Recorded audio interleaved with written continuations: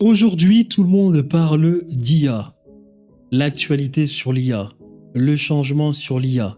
Qu'est-ce que Elon Musk a dit? Qu'est-ce que Peter Thiel a dit? Qu'est-ce que Jeff Bezos a dit? Tout le monde parle de l'IA, de telle sorte qu'au final, tout le monde est distrait vis-à-vis de l'IA. Tout le monde est sur le qui-vive pour savoir qu'est-ce que le projet Stargate, qu'est-ce qu'a fait la Chine, qu'est-ce qu'a fait Sam Altman, qu'est-ce qu'a dit Donald Trump, comment on va se comporter, la géopolitique, les géostratégies pour ce qui est des terres rares. Tout le monde est distrait par ce qui est de l'IA, même les personnes les plus avancées qui font de l'argent. Alors, cette vidéo que tu t'apprêtes à regarder est un extrait du masterclass de plus de 12 heures, où j'explique comment lancer ce qu'est un business en étiquette avec l'IA. Dans cet extrait de vidéo, je t'explique à quel point l'IA est une belle et grande bulle et qu'elle ne mérite pas ton attention et qu'il faut avoir une certaine compréhension de l'histoire et de l'économie pour te rendre compte qu'il ne faut pas donner autant d'attention à l'IA. Je m'appelle Thierry Stéphane. Pour les plus intimes, Général Makora. Sur cette vidéo, je parle de business en ligne, mais je parle aussi de sujets qui s'apparentent de près ou de loin au business, où on peut comprendre certains mécanismes qu'on peut implémenter dans son business. Donc, je parle d'histoire, d'économie, un peu d'astronomie, d'astrologie, de cosmologie, de spiritualité, de philosophie. J'estime que ce sont des méthodes épistémologiques. Donc, j'essaye toujours de regarder le côté scientifique de la chose. Et donc, disant cela, j'explique de ce fait qu'il faut avoir une compréhension de l'histoire et de l'économie pour se rendre compte qu'il ne faut pas être distrait vis-à-vis de toute l'actualité de l'IA. De ce fait, j'espère que cette vidéo te plaira, de telle sorte qu'elle t'encourage à regarder l'entièreté de la masterclass où je partage beaucoup de valeurs, le lien étant en description de la vidéo, ou bien directement réserver un appel afin que nous évaluions ensemble la possibilité de travailler ensemble très prochainement.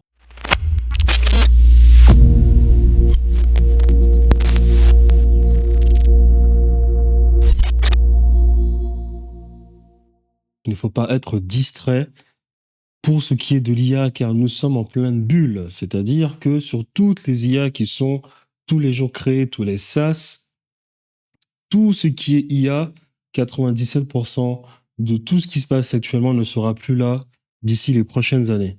Donc, il faut toujours rester sur le qui-vive, mais je l'ai déjà expliqué en début de vidéo, mieux vaut construire un business d'abord en étiquette, où on épure les bases de ce business, savoir quelles sont les choses qu'on voudra automatiser, standardiser, pour ensuite voir quel type d'IA nous allons incorporer dans notre business et ne pas sans arrêt être sur le qui-vive et voir quelle est l'actualité de l'IA, quelle est la dernière IA que je peux implémenter dans mon business.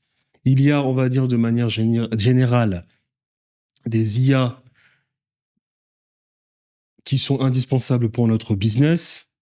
C'est-à-dire, par exemple, si on vend une offre à étiquette pour les e-commerçants, je prends encore l'exemple des e-commerçants, on sait pertinemment qu'il faudra maîtriser des IA qui sont dans la génération d'images ou de la génération de vidéos.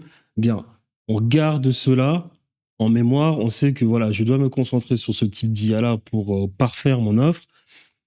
Je regarde quelle est l'intelligence artificielle qui est capable de me permettre de construire la meilleure des offres, et puis je n'ai pas sans arrêt changé d'IA pour permettre de construire mon offre, jusqu'à peut-être entendre que quelque chose de nouveau est sorti et qui pourrait véritablement rendre mon offre meilleure. C'est-à-dire, actuellement, nous avons Nano Banana, nous avons Runway, nous avons Sora 2, nous avons Google VO3. Ça ne sert absolument à rien de jongler entre toutes ces IA pour construire une offre à étiquette et ensuite la promouvoir auprès des e-commerçants. Nous allons rester sur 1 à 2 IA, attendre les mises à jour de ces IA par les développeurs et puis optimiser son offre à ce niveau-là. Sora 2 est en train de parler de lui, mais Sora 1 était déjà pas mal. Donc, ça ne sert à rien de faire une IA. On va prendre, alors, Nano Banana actuellement fonctionne, Runway actuellement fonctionne, je prends les IA, j'emmagasine, je mets tout dans une offre, et puis deux nouvelles IA arrivent encore le lendemain, je continue, j'emmagasine, c'est de la folie. Vous allez aller nulle part à cause de cela.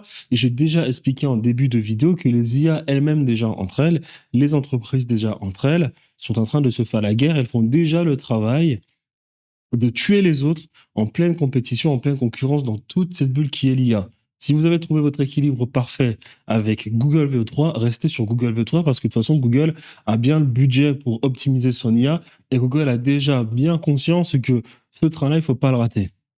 C'est exactement pareil avec les automatisations. J'ai plus d'automatisation avec Make que N8N. C'est pas parce que je vois toute cette hype vis-à-vis de N8N que cela veut dire que je vais arrêter d'utiliser Make pour ensuite me retourner vers N8N. J'ai certaines automatisations N8N, 80% de mes automatisations sur Make. J'ai mon équilibre avec Make et Make a actuellement des agents IA. Je vois pas pourquoi je vais tuer tout l'équilibre que j'ai réussi à créer avec mon business autour de Make pour ensuite me tourner sur N8N parce que N8N est une automatisation, est une IA est une automatisation, est une IA qui fonctionne bien mieux que Make. Ça n'a aucun sens. Si je trouve l'équilibre à avoir, si j'ai un certain équilibre avec Make, je reste avec Make, sachant que Make, eux aussi, font leur mise à jour. Donc ça n'a aucun sens de tout le temps courir derrière l'IA, les dernières optimisations de l'IA, pour ensuite essayer de voir comment je peux rendre parfait comment ensuite je peux voir comment est-ce que je peux avoir une offre meilleure que cela. Récemment, OpenAI eux-mêmes ont lancé des agents IA. Donc, eux-mêmes se font déjà la compétition. On ne peut pas rester là à regarder l'actualité et être sans arrêt distrait.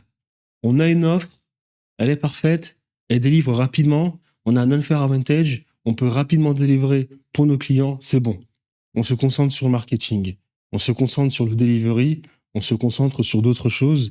Il n'y a pas à sans arrêt regarder quelle est la dernière intelligence artificielle qui va rendre notre offre un peu plus sexy. Cependant, il faut rester sur le qui-vive. Parce que bon, ça reste quand même un jeu, ça reste quand même une bulle.